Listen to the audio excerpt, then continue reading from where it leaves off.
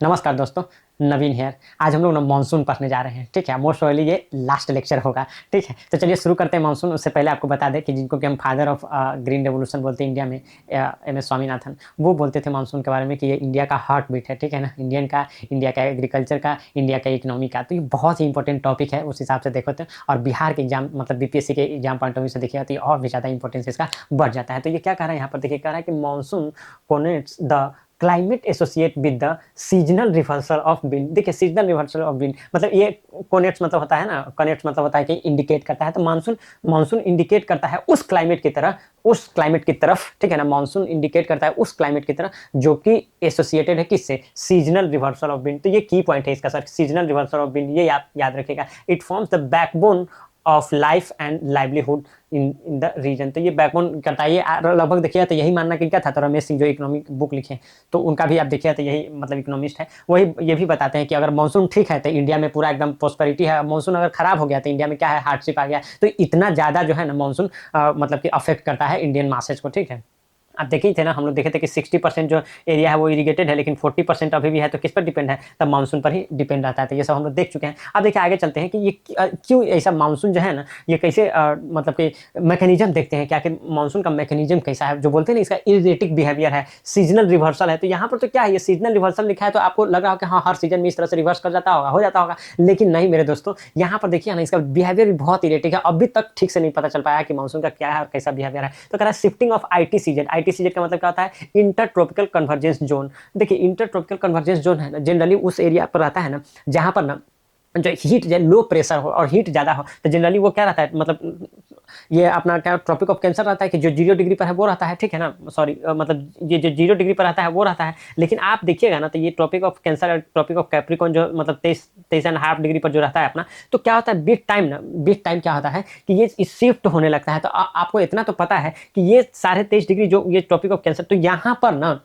जैसे अपने यहाँ पर समर आता है, तो आप देखिए कि मई जून के टाइम में, तो ये अप्रैल मई के टाइम में, तो ये पूरा सनलाइट ना पूरा का पूरा यहीं पे पड़ने लगता है, ठीक है ना। ट्रॉपिक अब देखिए सनलाइट का जो डायरेक्ट मूवमेंट होता है ना, कि मतलब डायरेक्ट सन ऐसा परपेंडिकुलर पर है, तो वो इसी दोनों के मतलब ना बीच में मूव करते रहता है। कहाँ से, ट्रॉपिक ऑफ कैंसर से लेकर ट्रॉपिक ऑफ कैप्रिकॉन, मतलब 23.5 डिग्री नॉर्थ से लेके 23.5 डिग्री साउथ तक मूव करता रहता है। क्या ये सन का मूवमेंट है मेरे दोस्तों। तो जब ये सन का मूवमेंट यहाँ पर पिक करता है, मतलब यहाँ पर आ जाता है, तो आप देखिए कि ये पूरा जो लो प्रेशर वाला जो जोन है, तो लो प्रेशर वाला जोन शिफ्ट होकर ऊपर चला जाता है। और इसके कारण क्या होता है ना, तो ये इंटर ट्रॉपिकल कन्वर्जेंस जोन जो है ना वो ऊपर शिफ्ट हो जाता है। जैसे ये ऊपर शिफ्ट हो जाता है ना, तो अब विंड जो यहाँ से आ रहा होता है, यहाँ से जो विंड आ रहा होता है, तो जैसे ये 0 डिग्री को क्या, हाँ जैसे ये 0 डिग्री को क्रॉस करता है ना, तो आप देखिएगा 0 डिग्री बहुत और नीचा, ये यहाँ पर ऐसा करके आपका 0 डिग्री होगा, ठीक है। तो जैसे ये 0 डिग्री को क्रॉस करता है ना, तो ऐसे ऐसे विंड आएगा। जैसे 0 डिग्री को क्रॉस करेगा तो ये सीधा ऐसा यहाँ पर अपना 0 डिग्री हो गया, लेते यहाँ पर अपना 0 डिग्री। और ये जैसे यहाँ करेगा तो ये इस तरह से मुड़ जाता है, ये इस तरह से मुड़ जाता है। जैसे अगर आपको यहाँ पर हम दिखाते डायग्राम में, तो ये देखिए ये डायग्राम में हो गया कि जैसे लेते कि ये 0 डिग्री है, तो ये 0 डिग्री को जैसे ये क्रॉस करता है ना, बिंड ऐसे क्रॉस करता है, जैसे ऐसे क्रॉस कर रहा है, तो ये बिंड यहाँ पर ऐसे रिवर्स हो जाता है, ये इस तरह से मुड़ जाता है। क्यों ऐसा मुड़ जाता है, तो ये मुड़ जाता है कोरिलोसिस फोर्स के कारण। और ये 0 डिग्री के ऊपर क्रॉस क्यों किया, 0 डिग्री के ऊपर क्यों क्रॉस किया, कि जो ITCZ है ना वो अपना यहाँ पर आ गया है, जो ITCZ है वो यहाँ पर आ गया। ITCZ यहाँ पर क्यों आ गया, ITCZ यहाँ पर इसलिए आया कि आप देखिए जो सन का परपेंडिकुलर लाइट जो है, जो सन जो है पूरा का पूरा कहां पर पड़ने लगा था, ये 23.5 डिग्री पर ये पड़ने लगा था। ये देखिएगा कि यहाँ पर लिखा भी होगा, देखिए 25 से 30 डिग्री नॉर्थ तक। तो 25 से 30 डिग्री नॉर्थ पर ना जो ITCZ शिफ्ट हो जाता है सर। अब ये देखिएगा ये ऐसा टेढ़ा क्यों है, तो ये इसलिए है ना कि इधर मतलब ये है क्या बोलते हैं उसको, वाटर है, तो वाटर में ज्यादा चेंज नहीं होता है, और मतलब ये लैंड पे ज्यादा चेंज होता है, तो इसीलिए वहां पर वो दिया गया, ठीक है। तो दो तीन चीज आपको याद रखना। पहला बात तो ये जो विंड यहाँ से आ रही थी, ठीक है ना, जो विंड ये साउथ से आ रही थी, इसीलिए इसको ना साउथ वेस्ट ऐसा मानसून बोला जाता है। क्या, साउथ वेस्ट मानसून बोला जाता है। साउथ वेस्ट मानसून क्यों बोला जाता है, साउथ वेस्ट मानसून इसलिए बोला जाता है क्योंकि विंड साउथ से आ रहा था, और जब उसके बाद ये इधर रिवर्स करता है, इंटर ट्रॉपिकल जोन की तरफ जाता है, तो ये क्या होता है, लगता है ऐसा कि वेस्ट से आ रहा था, इसीलिए इसको साउथ वेस्ट बोल दिया जाता है। तो यहाँ पर हम लोग को पता है सर कि जब भी हम लोग नॉर्थ में जाते हैं, मतलब 0 डिग्री से ऊपर ये नॉर्थ हुआ और ये साउथ हुआ, तो हम लोग का यहाँ पर कोरिलेसिस फोर्स लगता है। और कोरिलेसिस फोर्स में क्या होता है, इधर तो अपना ऐसा क्लॉकवाइज कर देता है, मतलब राइट डायरेक्शन में लगता है, तो इसीलिए विंड जो है इधर घूम जाता है। तो इतना तो आपको पता चल गया। तो ये तीन चीज आपको याद रखना कि ITCZ शिफ्ट होता है, इसका कारण ये सनलाइट है, और उसका जो ये विंड आ रहा है, तो ये विंड आकर उधर मुड़ जाता है, उसका कारण कोरिलोसिस फोर्स है। तो इतना, और साउथ वेस्ट कहने का मतलब इसलिए कि ये साउथ और वेस्ट से आ रहा है, तो इतना बात आप इसको याद रखिए, ये समझने वाला बात। अब देखिए, with the apparent movement of the sun, तो देखिए apparent movement of the sun ITCZ acquire the position at इतना, तो ITCZ यहाँ पर शिफ्ट हो जाता है अराउंड गंगा वैली। तो आप लोग देखते हैं ना, अगर आप बिहार का ही देखें, और आप बिहार का देखेंगे इस तरह से, तो बिहार का देखेंगे तो ये कहाँ से कहाँ तक है, तो आप देखेंगे ना, ये 24 से लेके ये 28 तक है, और ये अपना क्या है 83 से लेकर, और ये कितना है 88 तक है। तो ये 24 डिग्री नॉर्थ है, 28 डिग्री, तो आप देख रहे हैं ITCZ जो रहेगा ना आपका, ये गंगा आपका हो गया था 24, 25, 26 के अराउंड में गंगा होगा। ये क्या बोला कि 25 से 30 तक रहता है, तो ये क्या है, तो ये गंगा वैली, ठीक है ना, अराउंड गंगा वैली। तो ये कितना अच्छा बात है। और ये आप यहाँ से भी देख सकते हैं कि 24 से 28 तक ये बिहार का है, तो 26 पर गंगा होगा, क्योंकि 20 से गंगा जाती है, और ये 25 से 30 बोल रहा था एक्जैक्टली वहीं पर है, around Ganga valley plain creating low pressure belt. तो ये क्या होता है, लो प्रेशर बेल्ट होता है। कहीं पर भी लो प्रेशर बेल्ट क्रिएट होगा तो वहां से हाई प्रेशर वाला वहां नहीं जाना चाहेगा, ऑब्वियसली जाना चाहेगा। तो ये हाई प्रेशर वाला, ये क्या है, ये हाई प्रेशर वाला विंड जो है कि वहां पर जाना चाहता है, ठीक है ना। तो ये हाई प्रेशर वाला विंड कहां से आता है, अरे ये मस्करीन हाई से आता है। ये मस्करीन हाई कहां पर है, अरे भाई वो ये मस्करीन हाई है ना, यहाँ पर आप देखेंगे ना अफ्रीका है, तो यहाँ पर आप देखेंगे तो ये मेडागास्कर है यहाँ पर, और यहाँ बगल में फिर आप नहीं देखते कि क्या बोलते हैं जहाँ पर, मतलब ये मॉरिशस और ये मेडागास्कर वाला रीजन है। तो यहाँ पर जो है ना ये मस्करीन हाई बनता है एक जगह का नाम। तो ये मस्करीन हाई से ना यहाँ पर आता है, आपके पास विंड आता है, तो वो जो मतलब कि वहाँ से चूंकि हाई प्रेशर और यहाँ पर लो प्रेशर जनरेट हो जाता है ना, तो यहाँ पर विंड आ जाता है, ठीक है ना। तो वही है, वही विंड यहाँ पर आता है। अच्छा, वह मस्करीन हाई पर हाई कैसे क्रिएट होता है, अरे वो यहाँ पर तिब्बत जो है ना, तो तिब्बत जो है कि यहाँ पर बहुत प्लेट्यू है, तो यहाँ पर बहुत ऐसा करके लो प्रेशर रहता है, तो लो प्रेशर रहता है, तो यही जाके और फिर वो मस्करीन हाई पर ये गिरता है, तब जाके यहाँ पर क्या होता है, लो प्रेशर क्रिएट होता है। ये वाला है जो अभी हम लोग देखेंगे, ठीक है। तो ये तो इसीलिए ये शिफ्ट रहता है। ये हो गया हीटिंग ऑफ द तिब्बतन प्लेटू। अब देखिए ये तिब्बतन प्लेटू का ये क्या हम लोग देख रहे हैं, हम लोग देख रहे हैं mechanism of the Indian monsoon. अगर इंडियन मानसून ऐसे आता है तो कैसे आता है वो हम लोग देख रहे हैं सर। तो पहला पार्ट तो हम लोग देख लिए शिफ्टिंग ऑफ ITCZ, हम आपको जो भी कारण हो सकता है वो कारण बता दिए। दूसरा सर हम लोग देखने जा रहे हैं वो है हीटिंग ऑफ द तिब्बतन प्लेटू। तो तिब्बतन प्लेटू को कैसे हीट करते हैं, इसमें क्या होता है उसको हम लोग देख लेते हैं। तो कह रहा है कि मतलब क्या कर रहा है, एक्सट्रीम आइसोलेशन और लो pressure belt is creating around Tibetan प्लेटू, ठीक है ना। तो आप देखिए करा कि ये देखिए ये क्या स्ट्रीम आइसोलेशन में ये रहता है, तो उसके कारण क्या होता है, ये मतलब कहाँ गया अपना तिब्बतन प्लेटू पर क्या क्रिएट होता है, लो प्रेशर क्रिएट होता है, विच इंस्पायर मस्करीन हाई। तो वो pressure in the southern Indian ocean, तो ये सदर्न इंडियन ओशियन में क्या ये क्रिएट करता है, मतलब मस्करीन हाई क्रिएट करता है। तो अब आपको थोड़ा बहुत समझ में आ रहा हो कि हमारा तिब्बतन प्लेटू जो है वो गर्म हो गया, वो गर्म होकर तो वो मतलब प्रेशर ऊपर गया, कहीं पर भी आप देखिएगा ना तो ये गर्म होगा तो क्या होगा, यहाँ से ऊपर प्रेशर जाएगा, ठीक है, प्रेशर जाएगा, फिर वो कहीं ना कहीं जाकर तो डाउन जब होगा, ये कहीं ना कहीं यहाँ से जाएगा, ये कहीं ना कहीं ये डाउन होगा सर। तो ये क्या पर ये क्या होगा, हाई प्रेशर वाला जोन हो गया, और ये क्या होगा सर, लो प्रेशर वाला जोन हो गया, होगा कि नहीं सर, सिंपल लॉजिक है। अब सर ये देखिए हाई प्रेशर वाला जोन जो है ना, ये मस्करीन हाई है, ये क्या है, ये मस्करीन हाई है, ये कहाँ पर है सर, तो ये अफ्रीका में है सर। ये कहाँ पर है, तो अफ्रीका में मेडागास्कर और ये वाला रीजन के पास, कहाँ पर, मॉरिशस वाले रीजन के पास। और उस हाई से फिर वहां पर से फिर जो है कहाँ पर आ जाता है, फिर ये लोग मतलब ऐसा क्रिएट हुआ तो फिर ये यहाँ आ जाता है। तो ये पूरा सेल जो है कि ये चलता रहता है, फिर ये हाई प्रेशर रहता है, फिर ये लो प्रेशर रहता है, फिर ये यहाँ जाएगा। तो इस तरह से एक सेल क्रिएट हो जाता है, आप देख पा रहे हैं ना सर। तो ये जो सेल क्रिएट पा रहा था, तो ये क्या मस्करीन हाई और तिब्बतन प्लेटू का ये रिलेशन है सर। अब आगे देख लीजिए सब ट्रॉपिकल ईस्टर्ली जेट। अब ये क्या है, सब ट्रॉपिकल ईस्टर्ली जेट है, तो with low pressure at Tibetan plateau a wind pattern develop from the Tibetan plateau to Mascarene high. तो यही तो हम लोग बात कर रहे हैं अभी, यही तो हम लोग बात कर रहे हैं। और ये देखिए ये जो मतलब कि सब ट्रॉपिकल जो ईस्टर्लीज जो है ना, तो ये सब ट्रॉपिकल ईस्टर्लीज ये तभी स्ट्रॉन्ग हो पाता है जब अपना वेस्टर्लीज वहां से गायब हो जाता है, समझे। तो ये भी आप याद रखिएगा, चार चीजें याद रखिएगा। पहला तो ITCZ चेंज हुआ उसका बात रहता है, दूसरा कि लो प्रेशर क्रिएट हो जाता है कहाँ पर, तिब्बतन हाई पर, और मस्करीन हाई क्रिएट होता है, मस्करीन वो जगह है वहाँ पर मेडागास्कर के पास, सदर्न इसमें क्या बोलता है, ये सदर्न इंडियन ओशियन में। ये दूसरा बात याद रखिएगा। तीसरा बात याद रखिएगा कि ईस्टर्लीज आ जाता है, और चौथा बात याद रखिएगा कि वेस्टर्लीज गायब हो जाता है। तो ईस्टर्लीज आने के वेस्टर्लीज मतलब ईस्टर्लीज आ रहा है, ये तो क्या करता है मतलब ये पॉजिटिव ये करता है अपने मानसून को, लेकिन ईस्टर्लीज तभी आएगा जब वेस्टर्लीज चला जाएगा। तो ये कह रहा है disappearance of the southern branch of the westerlies jet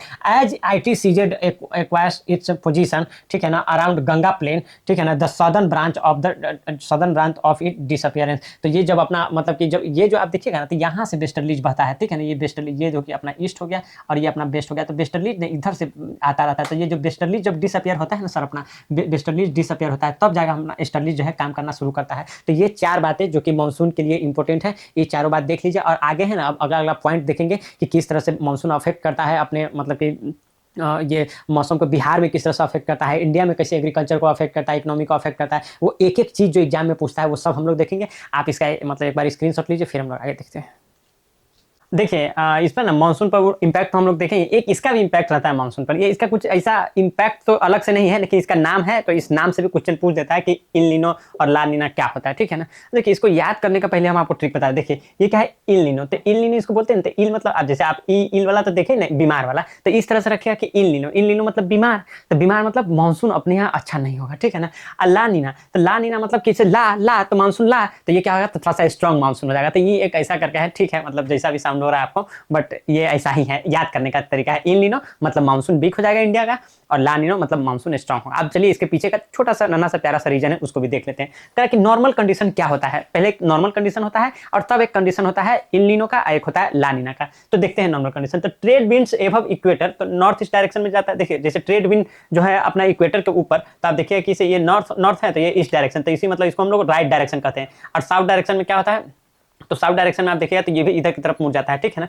तो ये एक तो क्लॉकवाइज हो जाता है, एक क्या हो जाता है, एंटी क्लॉकवाइज हो जाता है, ठीक है। तो इस तरह से आप इसको ट्रेड विंड का है, तो इसको इस तरह से याद रखिएगा। तो इसीलिए तो आप देखिए कि इधर जैसे ही जाता है ट्रेड विंड, तो अपना जो इंडिया वाला में होता है तो इधर जाता है इस तरह से 0 डिग्री आता है, उधर इस तरह से ये मुड़ जाता है केरला के आसपास, यहाँ पर मुड़ जाता है इसमें। तो इस तरह से आप इस दो बात आपको याद रहेगा कि ट्रेड विंड जो है एबव इक्वेटर इस डायरेक्शन में, और ये अब कह रहा है कि carry surface water from the Peru coast. अब ये देखिए ये पेरू कोस्ट कहाँ है, तो आपको पता ही है कि साउथ अमेरिका में है। तो साउथ अमेरिका में आप यहाँ पर आइएगा तो ये पेरू कोस्ट है, तो ये पेरू कोस्ट है, पेरू लीमा करके ऐसा करके आपको याद होगा ना। फिर साइड साइड से ये पूरा चिली है, तो ये चीज़ है चिली, सेंटियागो ऐसा कैपिटल है, और ये सब याद करते हैं लोग। तो ये पेरू कोस्ट है इधर ये लेकर आता है क्या, तो ये आपका ट्रेड विंड है। तो ये चूंकि ये मतलब इस डायरेक्शन में आ रहा, मतलब ऐसा आ रहा है, ईस्ट से आ रहा है, तो इसको क्या करते हैं, ईस्टर्न बोल देते हैं क्या।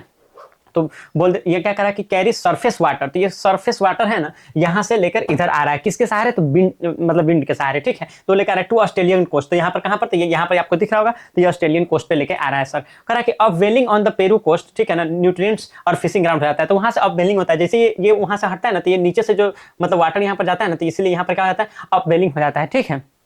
तो यहाँ पर अपवेलिंग होता है, तो क्या होता है, फिशिंग ग्राउंड वहां पर क्रिएट हो जाता है। हाई प्रेशर हो जाता है कहां पर, तो पेरू कोस्ट पर क्या होता है, हाई प्रेशर। तो देखिए पेरू कोस्ट पर हाई प्रेशर, यहाँ पर अगर आपको दिख रहा होगा सर, तो यहाँ पर हाई प्रेशर होगा, तो यहाँ पर लो प्रेशर है। आपको पता ही है कि जैसे लो प्रेशर होगा तो वहां पर क्या होगा, मतलब एयर जो है लो प्रेशर पर ऊपर उठेगा, है कि नहीं। लो प्रेशर पर क्या होगा, एयर यहाँ पर ऊपर उठेगा, और ऊपर उठेगा तो ये तो कहीं ना कहीं जाकर तो यहाँ पर फिर डाउन होगा। तो ये क्या होता है, पेरू पे फिर से डाउन होता है, तो यहाँ पर क्या होता है, हाई प्रेशर क्रिएट होता है। तो यही इस तरह से ना करके क्या होता है कि सेल क्रिएट हो जाता है, इसी को हम लोग वाकर सेल बोलते हैं, ठीक है। तो इसको भी आप याद रखिएगा, हो सकता है क्वेश्चन 7-8 नंबर वाला ये भी पूछ दे कि वाकर सेल किसको कहते हैं। तो इस तरह से आप एक्सप्लेन कर दीजिएगा कि जो ईस्टर्न मतलब जो ईस्टर्न मतलब ऐसा एयर होता है तो लेकर आता है ट्रेड विंड को पेरू से कहाँ पर, ऑस्ट्रेलिया पर। तो वहां पर क्या हो जाता है, वो हाई प्रेशर रहता है, तो यहाँ से ये हाई प्रेशर से लो प्रेशर की तरफ आता है, तो लो प्रेशर से एयर ऊपर जाता है, फिर एक साइकिल क्रिएट होता है, इसी को हम लोग वाकर सेल बोल देते हैं, ठीक है ना। तो इसको आप वाकर सेल बोल सकते हो। तो ये आपका वाकर सेल वाला हो गया, ठीक है सर। तो ये आपका वाकर सेल हो गया। अब आगे देखिए क्या कह रहा है, आगे कह रहा है क्या, लो प्रेशर है ऑस्ट्रेलियन कोस्ट। तो ऑस्ट्रेलियन कोस्ट के पास क्या होता है कि लो प्रेशर हो जाता है, ठीक है। कह रहा है कि wind blow from the high pressure to low pressure. देख लिया हम लोग, हाई प्रेशर से लो प्रेशर होता है। At low pressure air rises and forms cloud, तो ये क्लाउड फॉर्म होता है और उसी से क्या होता है अपना रेनफॉल होता है। तो ये ज्योग्राफी का तो बेसिक कंसेप्ट है सर। कह रहा है कि diverges to the different direction. अब ये देखिए ये जो है ना, वैसे यहाँ से डाइवर्ज करेगा तो यही फिर जाके यहाँ पर भी आता है, और फिर यहाँ से भी जो एयर जो जाता है ना यहाँ तिब्बतन प्लेटो पर, तो वहां से भी ऐसे ऊपर से करता है। तो एक तो आप यहाँ पर देखिएगा कि तिब्बतन प्लेटू से ऐसा एयर आके यहाँ पर मस्करीन हाई पर यहाँ पर नीचे गिरता है, एक यहाँ से आके नीचे गिरता है। तो इसीलिए ये जो है ना मस्करीन हाई यहाँ पर क्रिएट हो जाता है आपका, ये जो है मस्करीन, ये मस्करीन हाई यहाँ पर आपका क्रिएट हो जाता है कहाँ पर, तो वो क्या बोलते हैं उसको, मेडागास्कर और अपना जो मॉरिशस वाला रीजन में ना, तो ये क्या होता है, मस्करीन हाई यहाँ पर क्रिएट हो जाता है। तो ये सब यहाँ से आप देख लेंगे। Sinks at the high pressure, तो ये हाई प्रेशर पर सिंक कर जाता है, ठीक है। तो the wind cell formed is called the Walker cell, तो इसी को क्या बोलते हैं, वाकर सेल बोलते हैं, जो हम आपको यहाँ पर लिखकर बता दिए। तो सर ये आपका रहा कि न्यूट्रल कंडीशन में जब कुछ नहीं हो तो कैसा कंडीशन रहता है, तो सर ऐसा कंडीशन रहता है। अब हम लोग देखते हैं कि इल नीनो और ला नीना में क्या मतलब कंडीशन कैसे चेंज होता है। पहले जो बात हम बता दें, याद रखिएगा, इल नीनो मतलब क्या, इल है तो मतलब कमजोर है, तो वो क्या हो गया, मतलब वो मतलब पुअर मानसून होगा इंडिया में सर। अब उसके बाद क्या होगा कि अगर ला नीनो है तो वो स्ट्रांग होगा, तो वो क्या होगा, मतलब कि स्ट्रांग मानसून होगा कहाँ पर, इंडिया में। तो ये ट्रिक याद रखिएगा। अब देखिए जब यहाँ पर ये वार्म होता है तो ये ऑस्ट्रेलिया में क्या होता है, रेन होता है। तो जब आप देखिए कि ऑस्ट्रेलिया में रेन होता है अच्छा, तो इंडिया में भी अच्छा रेन होगा। हाँ, जब ऑस्ट्रेलिया में रेन होगा अच्छा तो इंडिया में भी होगा, जब ऑस्ट्रेलिया में पुअर होगा वहां पर भी अगर ऐसा सूखा का समस्या होगा तो इंडिया में भी आपका पुअर मानसून होगा। तो ये एक ऑस्ट्रेलिया से हम लोग इस तरह से कनेक्टेड है, तो ये भी याद रखिएगा। अब देखिए अब क्या होता है सर, अब हम लोग देखते हैं ला नीना और इल नीनो को। तो ला नीना में क्या होता है, इंटेंसिफिकेशन ऑफ नॉर्मल कंडीशन। तो जो सर नॉर्मल कंडीशन है ना अपना, जैसे ये ट्रेड विंड इधर आ रहा है, ठीक है ना, और फिर यहाँ से ऊपर लो प्रेशर बन रहा है, तो वही ना नॉर्मल जो कंडीशन हम अभी आपको एक्सप्लेन किया सर, वही एकदम क्या बोलते हैं आप उसको, मतलब इंटेंसिफिकेशन इसका हो जाता है। मतलब ट्रेड विंड है तो और स्पीड में ट्रेड विंड आएगा, यहाँ पर और हाई प्रेशर जनरेट होगा, यहाँ पर और लो प्रेशर जनरेट होगा, ऑस्ट्रेलिया में और ज्यादा बारिश होगा, इंडिया में और ज्यादा बारिश होगा, मॉस्कोरिन हाई और ज्यादा मॉस्कोरिन हाई होगा, यही होगा। अब देखिए इसको ना, अब देखिएगा तो सदर्न ऑक्सीलेशन भी बोलते हैं क्या, हाँ सदर्न ऑक्सीलेशन। ये सदर्न ऑक्सीलेशन क्या होता है सर, ये सदर्न ऑक्सीलेशन वो होता है ना सर, देखिए ये पहले ऑक्सीलेशन मतलब ऑक्सीलेशन है मतलब क्या, ऑक्सीलेट कर रहा होगा। तो क्या ऑक्सीलेट करता है, तो एटमॉस्फेरिक प्रेशर जो है ना वो ऑक्सीलेट करता है, वो सीसो करता रहता है, कभी इधर कभी उधर। कहाँ पड़ता है, ईस्टर्न पैसिफिक। जो आप ईस्टर्न पैसिफिक देखिएगा तो पेरू हो गया क्या आपका ईस्टर्न पैसिफिक, ये पूरा है, ये पूरा जो अभी माहौल यहाँ पर गरमाया हुआ है किस में, तो पैसिफिक ओशियन में। तो ये हो गया ईस्टर्न पैसिफिक हो गया, ये वेस्टर्न पैसिफिक हो गया। तो eastern Pacific and western Pacific के बीच में जो एटमॉस्फेरिक प्रेशर का सीसो होता है सर, उसी को हम लोग मतलब सदर्न ऑक्सीलेशन बोलते हैं, याद रखिएगा सर, ठीक है। ये एक छोटा सा पॉइंट था, तो ये भी आपको बता दिए, तो मतलब आप इसमें कंफ्यूज नहीं होइएगा अगर कभी आपके सामने आ जाए तो देखिए intensification of the normal condition ये हो गया सर। अब ला नीना में और क्या आता है, intense low pressure over Australia, rains over Australia. तो ये बहुत ज्यादा रेन हो जाता है ऑस्ट्रेलिया में, यही बात तो अभी हम कर रहे हैं। Intense high pressure over Peru coast, यही बोले हैं, intense high pressure over Peru coast. Intensify the Mascarene high, यही मस्करीन हाई जो आपको यहाँ बताया, इसको क्या करता है, इंटेंसिफाई कर देता है। Favourable for the Indian monsoon, ठीक है ना, तो ये क्या है, favourable for the Indian monsoon. तो ये हो गया। उसके बाद क्या कर रहा है कि वॉकर सेल स्ट्रेंथन, तो ये वॉकर सेल को इसको क्या करता है, स्ट्रेंथन करता है सर। डन सर, आगे देखते हैं। अब इल नीनो में क्या होता है, जो पुअर मतलब मानसून इंडिया में आता है, तो उसमें क्या होता है सो देख लेते हैं हम लोग। ट्रेड विंड्स वीकेंड्स, तो क्या होता है अपना ट्रेड विंड्स वीकेंड। ये ट्रेड विंड्स है ना, तो ये यहाँ से ना मतलब लेकर आ ही नहीं पाता है किसको, तो वो जो हवा है तो इसको लेकर आ ही नहीं पाता। ये ट्रेड विंड जो है वो कमजोर हो गया, तो ये पूरा इसको लेकर आ नहीं पाता, तो बीच में रुक जाता है। तो क्या होता है, पेरू के पास आप देखिएगा कि बारिश हो गई, इंस्टेड ऑफ ऑस्ट्रेलिया वो पेरू के अराउंड ही बारिश वहां पर हो जाता है, ठीक है। तो trade wind weakens water not carried from Peru coast, ठीक है ना, टू ऑस्ट्रेलियन कोस्ट, तो वहां से यहाँ तक लेकर नहीं आ जाता। ये देखिए ना, ये मतलब जो ओशियन करंट देखते होंगे ना सर, तो वो ओशियन करंट जो टेम्परेचर को इधर से उधर कर रही है ना, देखिए टेम्परेचर और प्रेशर का रिलेशन रहता है ना सर, टेम्परेचर और प्रेशर का। जैसे टेम्परेचर ज्यादा होगा तो वहां पर क्या हो जाएगा, लो प्रेशर हो जाएगा, लो प्रेशर होगा। अब जैसे प्रेशर ज्यादा होगा तो मतलब टेम्परेचर कम होगा तो वहां पर प्रेशर ज्यादा होगा। तो ये इस तरह से इसका तो रिलेशन ही है ना। लो प्रेशर हो गया तो मतलब वहां पर मतलब ऊपर जाएगा हवा जाएगा ऊपर, तो क्लाउड फॉर्म करके बारिश कराएगा। तो उस तरह से आप देख लीजिए, low pressure over Peru coast, तो पेरू कोस्ट के ऊपर ही low pressure, rains over the Peru coast. तो रेन क्या होगा, पेरू कोस्ट पर ही होगा। ये कब होगा सर, ये इल नीनो के कंडीशन में होगा सर। अब कह रहा है high pressure over Australian coast, ठीक है ना, ड्राई कंडीशन। तो जैसे ऑस्ट्रेलिया में सर ड्राई कंडीशन, मतलब इंडिया में भी dry condition, okay sir. Not favourable for the Indian monsoon, तो ये इंडियन मानसून के लिए फेवरेबल नहीं है। और ये वाकर सेल क्या हो जाता है सर, अपना वीकेंड्स पे आता है। तो ये एक छोटा सा एक टॉपिक है जो कि पूछ देता है और पूछ सकता है सर, इल नीनो ला नीनो का। तो ये हम ला नीना का, तो ये हम आपको बता दिए। उसके बाद एक छोटा सा और हम इसमें ऐड कर देते हैं, बिहार का क्या मतलब, ये जो मानसून है ना, इसका इंपैक्ट जो है बिहार के मतलब एग्रीकल्चर पर कहें, और एग्रीकल्चर पर कहें तो इकोनॉमी पर कहें तो क्या हुआ, तो उसका एक प्यारा सा मतलब इंट्रोडक्शन एंड कंक्लूजन जो है देख लेते हैं, जब तक इसका स्क्रीनशॉट लीजिए। चलिए अब हम ना इम्पैक्ट ऑफ मानसून देख लेते हैं बिहार इकोनॉमी पर, ठीक है ना। इंपैक्ट ऑन बिहार से इकोनॉमी, तो देखिए इकोनॉमी एग्रीकल्चर कुछ भी पूछे ना तो आपका उसी लाइन पर काम कर लीजिएगा, ठीक है। वैसे बिहार का इकोनॉमी, अरे वो तो 20% ही कंट्रीब्यूट करता है, अरे 20% अराउंड कंट्रीब्यूट करता है, बट चलेगा, यही रहेगा। अब देखिए मानसून के बारे में ना कुछ अगर कोटेशन वगैरह कहीं पर कोट वगैरह लिख के काम करना चाहें तो वो देख लीजिएगा। हाँ, कह रहा कि a good monsoon means prosperity, ठीक है ना, and a bad monsoon means hardship, ठीक है ना। तो गुड मानसून मतलब प्रोस्पेरिटी है, बैड मानसून मतलब हार्डशिप है। Such is the fate of millions of Indian, तो ये है मिलियंस ऑफ इंडियन का फेट। ये कौन बोले है, तो रमेश सिंह, जो इकोनॉमिस्ट है, किताब भी लिखते हैं यूपीएससी के लिए। तो आप समझ रहे हैं, तो दिस इज हाउ मानसून जो है ना वो इंपॉर्टेंट है। अब यहाँ पर क्या कर रहा है, the rhythm of monsoon is the heart beat of the Indian agriculture. तो इंडियन एग्रीकल्चर का क्या है, हार्ट बीट है, क्या है, तो इंडियन ये जो है अपना जो मानसून है। तो ये कौन बोले हैं, तो हमारे father of green revolution M S. Swaminathan, ठीक है। तो इसको भी आप देख लीजिएगा। तो ये दोनों कोट है, जिस तरह से आपको लगे तो उस तरह से उसका यूज कर लीजिएगा। अब इंपैक्ट देख लेते हैं, तो क्या कह रहा है, the Indian monsoon system is the lifeline of Indian agriculture, ठीक है। इंडियन एग्रीकल्चर का क्या है, लाइफलाइन है। हम लोग बोलते भी है लाइफलाइन है, लाइवलीहुड है, बैकबोन है हमारे इकोनॉमी का। तो इतना सब तो बात कुछ भी आप लिख जाएंगे। And nearly 70% of the annual rainfall comes from the south west monsoon, जो कि जून से सितंबर तक रहता है। अपना देखते हैं जून के फर्स्ट वीक में जो केरला में ये एंटर करता है, ठीक है। Bihar being an agrarian state is highly dependent on monsoonal rain. क्यों, क्योंकि आप देखेंगे ना, बता दें ना 75 से 80% लोग जो है तो क्या करते हैं, एग्रीकल्चर पर ही डिपेंडेंट रहते हैं सर, ठीक है। फॉर क्रॉप प्रोडक्शन, तो क्रॉप प्रोडक्शन के लिए तो मतलब क्या है कि इसी पे डिपेंड रहते हैं। H2O रिसोर्सेज, आप देखिए पानी के मतलब रिसोर्सेज के लिए आप देख रहे हैं ना स्कार्सिटी कितना ज़्यादा हो गया, लगभग 11 डिस्ट्रिक्ट ऑफ बिहार तो वो facing severe condition of the water scarcity. Overall economic stability, तो ठीक है, ओवरऑल इकोनॉमिक स्टेबिलिटी के लिए भी हम लोग क्या मानसून पे डिपेंडेंट रहते हैं, ठीक है। However erratic monsoon pattern floods drought pose serious challenges, तो ये लेकिन आप देखिएगा कि इरेटिक मानसून, इरेटिक मतलब क्या, मतलब नहीं जैसे अगर बात करें अपने यहाँ तो नहीं बोलते बड़ा मिर्गिया टाइप के आदमी है, कोई भी बात पर कैसे भड़क जाता है तो वो उसी बोलते हैं इरेटिक मानसून पैटर्न रहता है, या फ्लड आ जाए या ड्राउट आ जाए तो ये क्या कहता है सीरियस चैलेंज ये पोज कर रहा है बिहार के इकोनॉमी पर कहिए तब, चाहे सर एग्रीकल्चर पर कहिए तब। अब आगे देखते हैं क्या कहता है इम्पैक्ट, देखिए आता है एग्रीकल्चर एंड रूरल इकोनॉमी पर क्या इम्पैक्ट रहता है। About 80% of the Bihar farm land is rain fed making the monsoon crucial for the kharif crop like paddy maize and sugar cane, ठीक है ना। तो आप ये देख पा रहे हैं सर कि कितना मतलब मतलब इस सब के लिए मेज के लिए तो आप देखें ना, मेज में तो अपना प्रोडक्टिविटी जो है कि इंडिया का प्रोडक्टिविटी से थोड़ा सा ऊपर ही, ठीक है।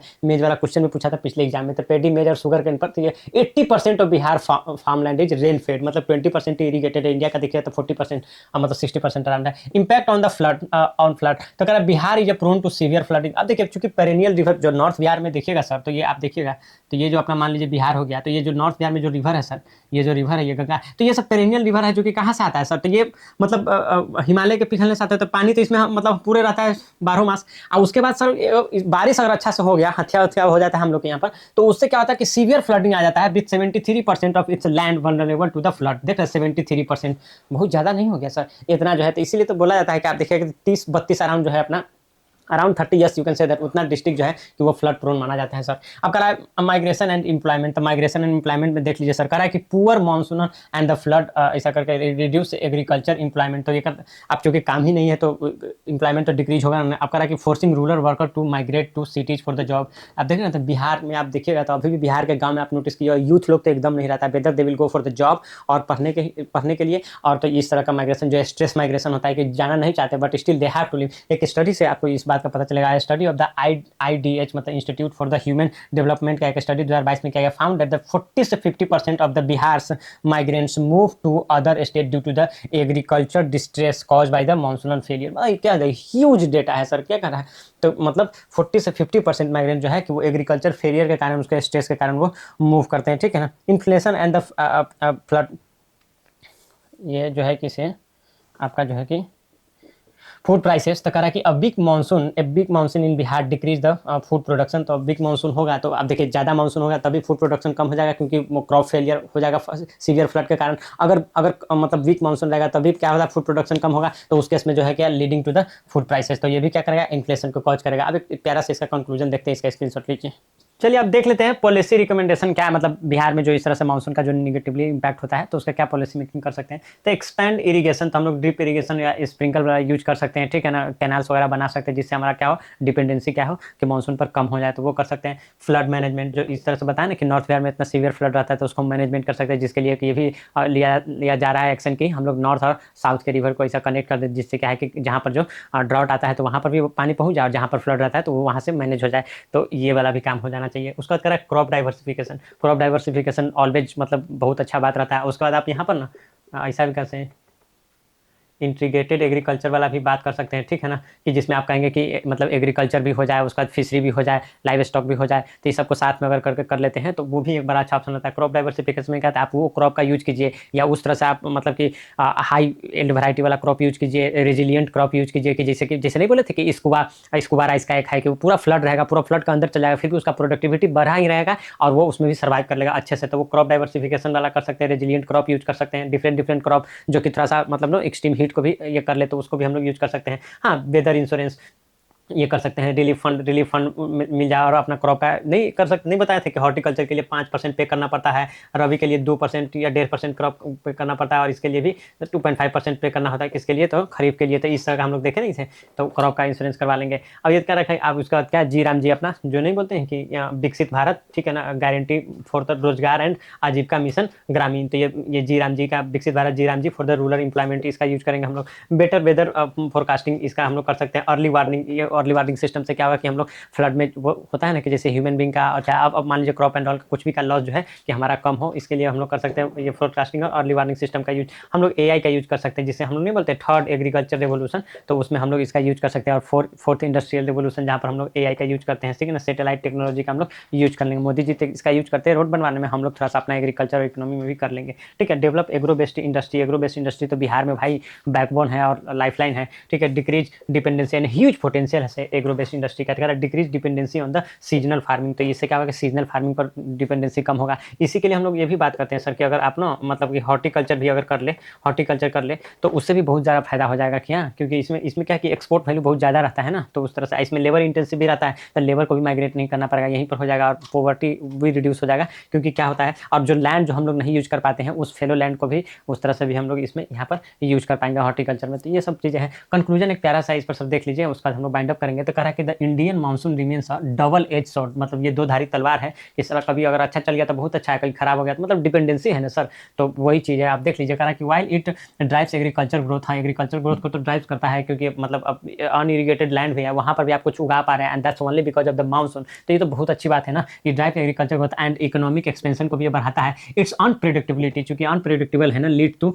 ड्राउट एंड फ्लड, तो है कि नहीं कि कभी आएगा कभी नहीं आएगा, कब इल नीनो हो जाएगा कब ला नीना हो जाएगा, कुछ पता नहीं चलता है ना सर। अब ये कह रहा है कि इन्फ्लुएंसरी प्रेशर, तो वो इन्फ्लुएंसरी प्रेशर रहता है कि किस तरह का प्रोडक्शन होगा। आप जिस तरह से देखिए, ये तो चूंकि है क्या सर, मतलब इसेंशियल गुड्स है ना, मतलब आप क्रॉप है, वेजिटेबल्स है, दीज आर इसेंशियल गुड्स। तो आप आपके ये डिमांड तो कांस्टेंट रहेगा सर। अगर सप्लाई जो है कि बहुत अगर कम हो गया तो प्राइस बहुत ज़्यादा हो जाएगा। अगर वही है कि अच्छा प्रोडक्शन हो गया तो फिर किसान लोग को उस तरह से उसका ये नहीं मिल पाता है पैसा, क्योंकि सस्ता हो जाता है। Bihar being highly monsoon dependent, क्यों, क्योंकि हमारे यहाँ इरीगेटेड लैंड बहुत कम है, मतलब उसका इरीगेशन का फैसिलिटी जो है हमारे एग्रीकल्चर में बहुत कम है। फेसेज बोथ इकोनॉमिक अपॉर्चुनिटी तो है, क्योंकि मानसून वहाँ पर बहुत अच्छा आ जाता है और रिवर वगैरह है, लेकिन अगर severe risk for the monsoon variability, अगर वेरिएबल हो जाए तो सीवियर रिस्क भी रहता है फ्लड का, या मतलब कि किसान लोग का क्रॉप का फेलियर का। सस्टेनेबल मतलब वाटर मैनेजमेंट, ठीक है ना। इरिगेशन एक्सपेंशन, देखिए इरिगेशन एक्सपेंशन बिहार में होना बहुत ही जरूरी है सर, है ना। क्या क्लाइमेट रेजिलियंट फार्मिंग, यही ना बात कर रहे थे, क्लाइमेट रेजिलियंट फार्मिंग होना चाहिए, वो उस तरह से मतलब रेजिलियंट सीड वगैरह भी यूज करें।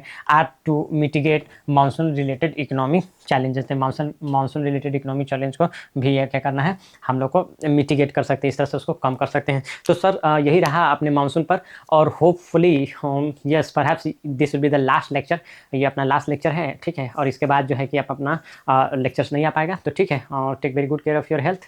नवीन Kumar is signing off, bye bye guys.